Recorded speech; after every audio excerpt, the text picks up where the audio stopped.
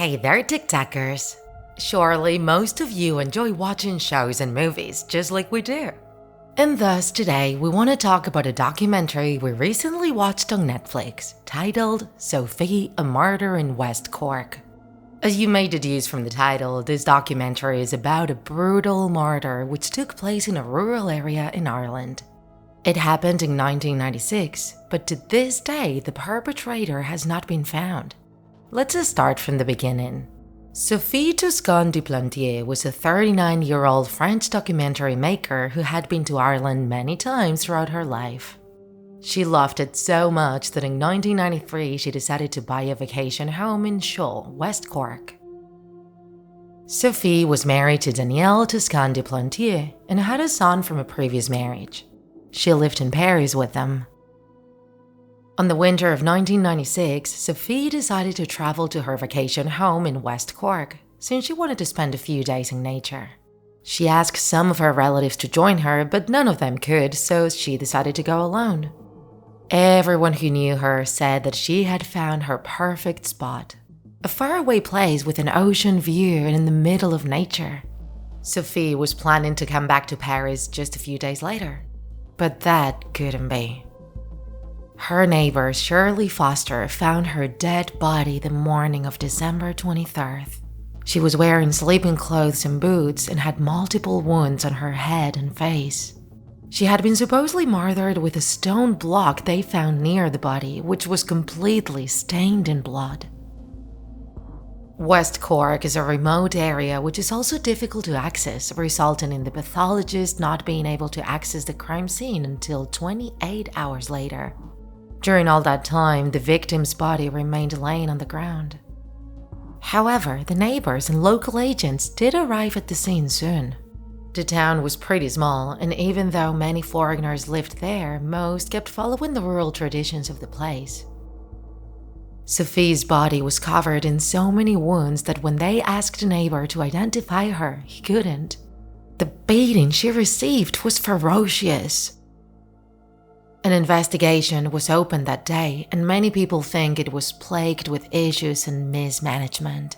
For instance, the police in the area was accused of mishandling evidence and coercing the witnesses. Although subsequent reports claimed that there were many issues with the procedure, no corruption at the high level was found. In any case, they did find a suspect, Ian Bailey. He was a journalist who moved to Ireland in 1991. He had a record of violence against women and was caught twisting information many times. He denied knowing Sophie, but at the same time, he also seemed to be manipulating information without other people noticing. Moreover, shortly after Sophie's brutal murder, he had wounds on his hands and arms. This made investigators think that he could have gotten them after the struggle with the victim, but none of that could be proven. What stands out is that during the investigation on Ian, he started publishing information throwing shade at Sophie's life and reputation. For instance, he accused her of being with different men and seemed like he wanted to redirect the attention to France. As we mentioned before, TikTakers, there was no evidence, so he was not prosecuted. But even then, part of Sophie's family is still convinced that he was the murderer and are still asking for justice.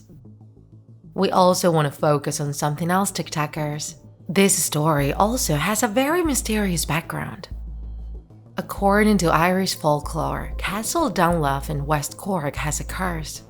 It is believed that the family that lived there hundreds of years ago died under strange circumstances. And from that moment, many people claim to have seen a white woman lurking around the place. She would supposedly wander around the lake surrounding the castle, and everyone who sees her ends up dying. According to Sophie's relatives, she visited the castle a few days before her death, and a neighbor even confirmed to have seen her around that area. The townsfolk told investigators that if Sophie had told a neighbor what she wanted to do, they wouldn't have let her go, and she would still be alive. What do you think, TikTakers? Does the White Lady have something to do with Sophie Toscan's horrible demise?